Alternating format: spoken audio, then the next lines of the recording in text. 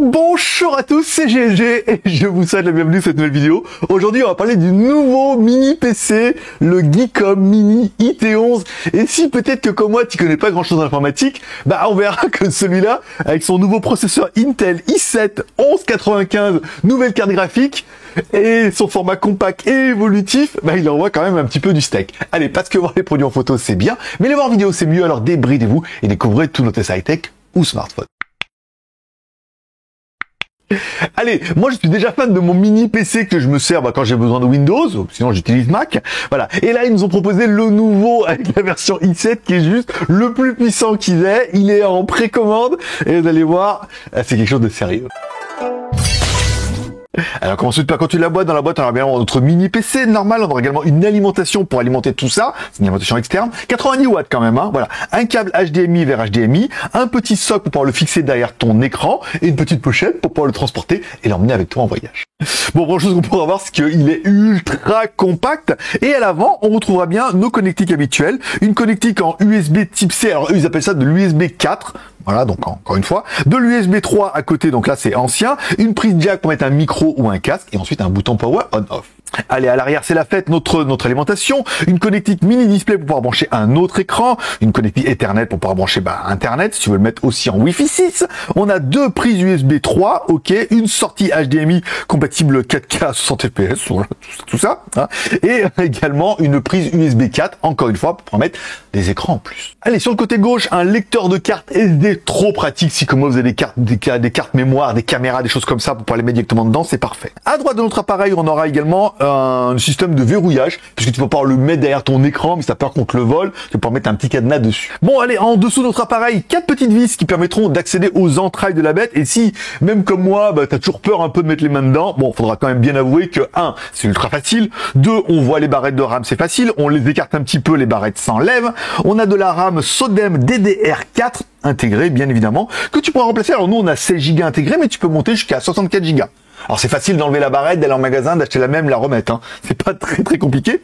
On aura également remarqué, on a un SSD, alors ils ont eu un 2880, voilà, donc bon, c'est de la M2, hein, c'est de la SATA M2. Bon bah là, nous dedans, on a 512 Go, tu peux upgrader jusqu'à 2 Tera. Voilà, pareil, t'enlèves le truc, tu vas dans un magasin, tu demandes de copier-coller tes informations, t'en mets un nouveau, vite fait bien. Bon, le truc de psychopathe qu'on aura vu, c'est que dans le support, et comme dans toutes leurs versions, on peut mettre un disque SATA. 2,5. Alors soit tu mets c'est les mêmes que sur les laptops, hein, soit tu mets un mécanique, soit tu mets un SSD. Encore une fois, ils indiquent que tu peux mettre jusqu'à 2 Tera. Et là, du coup, tu te dis, alors j'ai la mémoire 512, mais si je veux en rajouter pour pouvoir mettre d'autres choses, je peux mettre jusqu'à 2 Tera. T'achètes un disque dur mécanique, ça coûte que dalle, et en SSD un peu. Et ça sera tout, ma petite dame. Après, si tu veux mettre les mains encore plus dedans, moi, je le ferai pas.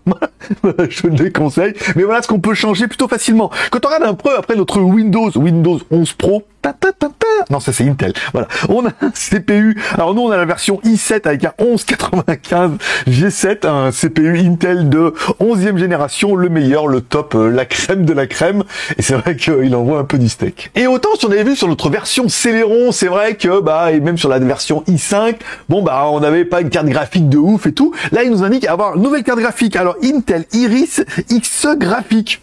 On s'est dit, c'est plutôt pas mal. Et si on faisait un Cinebench dedans? Alors c'est vrai que nous, avec notre Cinebench, avec notre version économique la moins chère, on avait 200 points, c'était pas terrible. Si on met en comparaison avec notre ARM5, avec une carte graphique intégrée qui lui faisait un peu plus de 2052 points, puisqu'il y avait une carte graphique et tout ça, là quand on fait notre Cinebench, grosse surprise, 2009 points. Oui, oui, ouais, en effet, ouais. On est aussi bien que l'autre qui était désigné pour le gaming. Voilà, avec un meilleur processeur, tout ça. Donc cette carte Intel Iris est quand même plutôt pas mal. Bon, au niveau de la connectivité, ma petite dame, du Bluetooth 5.2, normal, du Wi-Fi 6, s'il te plaît, Ethernet, Wi-Fi 6 et tout. Ouh, j'adore ça. Bon, notre appareil tourne bien évidemment sous Windows 11 Pro, la clé officielle, tout ça. Ils indiquent que tu peux le mettre en dual boot avec Ubuntu. Mais bon, c'est vrai qu'avec Ubuntu, tu prends une clé USB, tu le mets en bootable, tu pourras faire un peu ta vie, mais tu pourras changer l'OS si jamais tu avais besoin. Donc du coup, je me suis dit, tiens, si on faisait tourner un Furmark, comme on l'a fait la dernière fois et tout. Alors, j'ai pas fait un screenshot de l'écran, parce que la carte graphique, elle a quand même vraiment du mal. Donc, je filme l'écran, et on se rend compte que, putain, en Full HD, parce que bon, On va taper en Full HD. En Full HD, ça tient super bien, ça lag pas, c'est propre et tout. Ouais, j'aime bien. Et au niveau des jeux, allez-vous me dire, eh ben en fait on n'est pas si mal que ça, parce quand on prend notre truc qui était fait pour le gaming, on est à 2009 points, 2050 points, voilà, on est quand même plutôt pas mal. Donc on regarde la liste, ils ont une grosse liste de jeux qui est compatible avec ce mini PC jusqu'en Full HD 60 FPS. Ce qui paraît totalement raisonnable aujourd'hui, parce qu'on a tous des écrans Full HD, c'est vraiment jusqu'à 60 FPS, voilà, si t'es un peu gamer. Donc du coup, je me suis dit, bon, on va quand même essayer d'installer un petit peu des jeux. On réinstalle Asphalt, bien évidemment, c'est pas un jeu qui est très très lourd, mais encore une fois, c'est un jeu de voiture qui est ultra fluide, et quand on se rend compte, alors j'ai fait des accidents exprès, bien évidemment, pour voir un peu si ça allait laguer et tout, et on se rend compte que notre mini PC, s'il n'est pas fait pour ça, il tourne super bien. Et puis comme je sais jouer qu'aux voitures, j'ai également téléchargé GT Racing 2. Alors c'est un peu moins rapide et un peu moins violent, mais on se rend compte que, j'ai bien joué, et que 2, le jeu est super fluide, et que si c'est pas un mini PC de gaming, eh ben on se rend compte que nouvelle carte graphique, nouveau processeur, ça gère. Alors nous, bien évidemment, moi j'ai utilisé la sortie HDMI, mais j'ai également essayé la prise USB type C, enfin USB-C derrière, voilà. Donc tu mets en USB type C, comme moi sur mon Mac j'ai déjà le truc, je plug dessus, tu peux mettre un écran, 2 écrans, 3 écrans. Bon bah là ils indiquent quand même jusqu'à pouvoir mettre 4 écrans. HDMI, 2 en USB type C et un en mini display. Bon, je vous déconne quand même d'aller jusque là, mais jusqu'à 2 écrans en fait ça fonctionne sans problème. Je n'ai pas fait de vidéo pour vous faire voir que ça fonctionnait, voilà, à 2 écrans, pour faire de la bureautique ça ira très bien.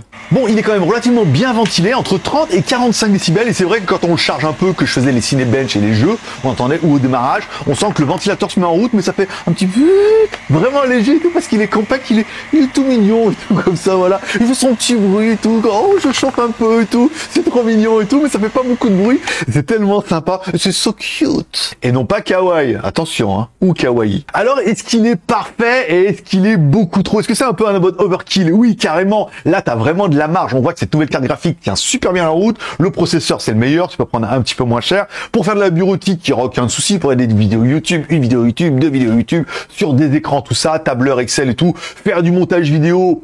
Tu pourras, encore une fois, mais c'est pas vraiment le leitmotiv de ces appareils-là, même si on a vu que la carte graphique pour un mini PC s'en sortait plutôt bien.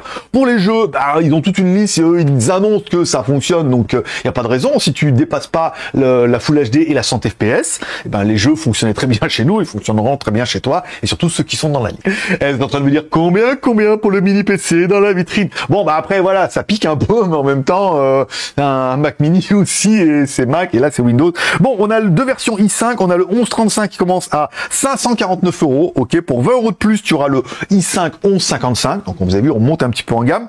Ensuite, on passe dans la gamme i7. Le 1165 fait 629 €. Ça commence à être pas mal. Et l'autre version ultra haut de gamme avec le i7 1195 fait 649 € TTC.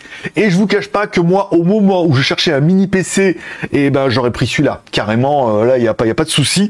Après, je me suis orienté sur Mac parce que voilà, le Mac mini, c'est restant un Mac mini. Mais si on veut un produit sous Windows en mini PC, personnellement, je trouve que celui-là, avec ce processeur, cette carte graphique, cette configuration et cette évolution, pour moi, c'est le top. Ah oui, j'ai un petit code promo de 20 € sur la page, à savoir qu'il y aura un lancement et tout, il y aura peut-être des offres un peu plus agressives. Je vous invite à cliquer sur le lien, à aller voir sur la page, et le premier qui va et qui dit « Oh, il y a une offre encore meilleure », il nous le met en commentaire. Parce que oui, on est là pour faire du commentaire, pour avoir un peu vos avis, vos réflexions, vos suggestions, et surtout pour le référencement, tu mets un commentaire, je mets un petit cœur d'amour à ton commentaire, je réponds à ton commentaire, c'est bon pour le référencement. Et comme tous les pouces sont permis, t'as aimé la vidéo, pouce en l'air, t'as pas aimé la vidéo, pouce en bas, ça me permet d'avoir un peu ton contentement ou ton mécontentement.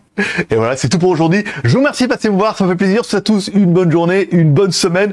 Prochaine vidéo, un chargeur de 140 watts qui a complètement humilié le chargeur de mon MacBook Pro parce qu'il fait tellement plus pour moins cher.